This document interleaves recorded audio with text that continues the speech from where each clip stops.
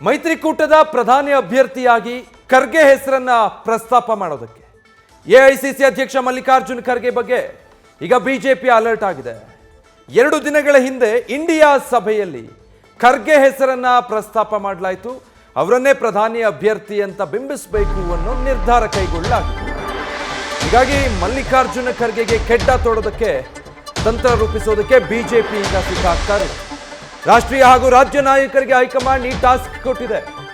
ಬಿಜೆಪಿಯ ಹೈಕಮಾಂಡ್ ನಾಯಕರಿಗೆ ಕೊಟ್ಟಿರುವಂತಹ ಟಾಸ್ಕ್ ಏನು ಹಾಗಿದ್ರೆ ಯಾರ್ಯಾರಿಗೆ ಈ ಟಾಸ್ಕ್ ಅನ್ನು ಕೊಟ್ಟಿದೆ? ಪ್ರಮುಖವಾಗಿ ರಾಜ್ಯದಲ್ಲಿ BS ಯಡಿಯೂರಪ್ಪನವರು ಮಾಜಿ ಮುಖ್ಯಮಂತ್ರಿ, ಜೊತೆಗೆ ನೂತನ ರಾಜ್ಯಾಧ್ಯಕ್ಷ BY ವಿಜಯೇಂದ್ರ, ಮತ್ತೊಂದು ಕಡೆ ವಿಪಕ್ಷ ನಾಯಕ R ಅಶೋಕ್ ಮತ್ತೆ B ಶ್ರೀರಾಮ್, ಈ ಎಲ್ಲರಿಗೂ ಕೂಡ ಹೈಕಮಾಂಡ್ ಈ ಟಾಸ್ಕ್ ಅನ್ನು ಕೊಟ್ಟಿದೆ. ಅಂತ ಏನು ಟಾಸ್ಕ್ ಹಾಗಿದ್ರೆ?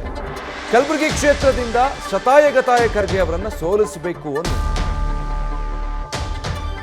ಡೀಟೇಲ್ಸ್ ಕೊಡ್ತಾರೆ. ಗಣಪತಿ ಲೈವ್ ನಲ್ಲಿ ಜಾಯ್ನ್ ಆಗ್ತಾ ಇದ್ದಾರೆ. ಗಣಪತಿ, ಸೋಲಿಲ್ಲದ ಸರದಾರ ಅಂತ ಕರೆಸ್ಕೊಂಡಿದ್ರು ಖರ್ಗೆ ಅವರು. ಆದ್ರೆ 2019ರಲ್ಲಿ ಅವರಿಗೆ ಬಿಜೆಪಿ ಸೋಲಿನ ರುಚಿ ತೋರಿಸಿತ್ತು. ಈಗ ಪ್ರಧಾನಿ ಅಭ್ಯರ್ಥಿ ಅಂತ ನಿರ್ಧಾರ ಮಾಡಾದ್ಮೇಲೆ ಬಿಜೆಪಿ ಆಬ್ವಿಯಸ್ಲಿ ಇನ್ನಷ್ಟು ಸೀರಿಯಸ್ ಆಗಿ ಖರ್ಗೆ ಅವರನ್ನ ಪರಿಗಣಿಸಿರುತ್ತೆ.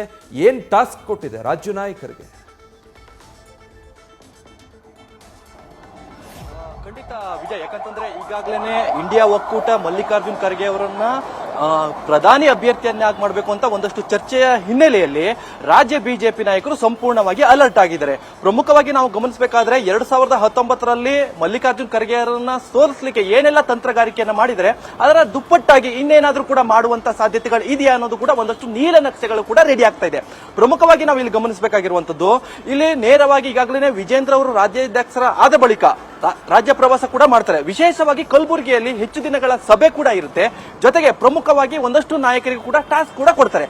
ಯಾರಿಗೆಲ್ಲ ಕೊಡ್ಬೋದು ನೋಡಿ, ಪ್ರಮುಖವಾಗಿ ನಾವು ಗಮನಿಸುವಂತದ್ದು BS ಯಡಿಯೂರಪ್ಪನವರು ಇರ್ಬೋದು, R ಅಶೋಕ್ ಅವರು ಇರ್ಬೋದು, B ಶ್ರೀರಾಮುಲು ಅವರು ಇರ್ಬೋದು, ಹಾಗೆ ವಿಜೇಂದ್ರ ಇರ್ಬೋದು. ಈ 4 ಜನರಿಗೂ ಕೂಡ ಒಂದಷ್ಟು ಟಾಸ್ಕ್ ಕೂಡ ಕೊಡಲಾಗುತ್ತೆ. ಪ್ರಮುಖವಾಗಿ ಇಲ್ಲಿ ನೋಡಿ, ಒಬ್ಬ MP ಕ್ಯಾಂಡಿಡೇಟ್ನೇ 2019ರಲ್ಲಿ ಸೋಲಿಸಿದಾಗ ಈಗ ಪ್ರಧಾನಿ ಕ್ಯಾಂಡಿಡೇಟ್ ಆಗಿ ಗುರುತಿಸಿಕೊಳ್ಳುವಂತಹ ಮಲ್ಲಿಕಾರ್ಜುನ್ ಖರ್ಗೆ ಅವರನ್ನ ಹೇಗೆ ಕೆಡ್ಡ ತೋಡಬೇಕು ಅಂತ ಒಂದಷ್ಟು ಚರ್ಚೆಯಲ್ಲಿರುವಾಗ ಅವರ ಸಂಪೂರ್ಣವಾದ ಒಂದು ಆಪ್ತ ವಲಯವನ್ನೇನಾದ್ರೂ ಕೂಡ ಆಪರೇಷನ್ ಮಾಡುವಂತ ಸಾಧ್ಯತೆಗಳು ಕೂಡ ಇರುತ್ತೆ. ಜೊತೆಗೆ ಅವರ ಪ್ಲಸ್ ಹಾಗೂ ಮೈನಸ್ ಗಳನ್ನು ಒಂದಷ್ಟು ಪರಿಗಣಿಸುವಂತ ಸಾಧ್ಯತೆಗಳಿರುತ್ತೆ. ಈ ನಿಟ್ಟಿನಲ್ಲಿ ಹೈಕಮಾಂಡ್ ನಾಯಕರು ಅಂದ್ರೆ 2019ರಲ್ಲಿ ಪ್ರಧಾನಿ ನರೇಂದ್ರ ಮೋದಿ ಅವರು ಮಲ್ಲಿಕಾರ್ಜುನ್ ಖರ್ಗೆ ಅವರಿಗೆ ಒಂದಷ್ಟು ಸವಾಲ್ ಕೂಡ ಹಾಕ್ತಾರೆ. ಈ ಬಾರಿ ನೀವು ಗೆದ್ ಬನ್ನಿ ಅಂತ, ಅಂದ್ರೆ ತಾಕತ್ತಿದ್ರೆ ಗೆದ್ ಬನ್ನಿ ಅನ್ನೋ ಒಂದಷ್ಟು ಸವಾಲ್ ಕೂಡ ಹಾಕ್ತಾರೆ.